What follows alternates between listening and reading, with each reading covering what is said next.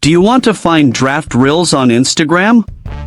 You can see all the reels that are saved as drafts on Instagram with just a few simple steps. Before starting, please like this video and subscribe to this channel for more tutorials and tips videos. I've also added some helpful tools and apps in the description. Check them out. To find draft reels on Instagram, first, open the Instagram app on your mobile device.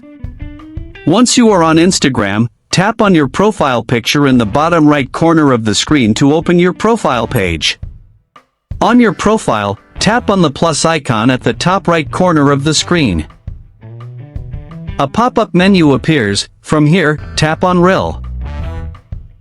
A new screen will appear, and here you will see all the videos and pictures. At the top of the section, you'll see different options, including drafts. Now, tap on Drafts to open all your saved draft reels. A new screen appears, showing all the reel videos that you have saved as drafts on Instagram. Search for the reel video that you want to view or edit.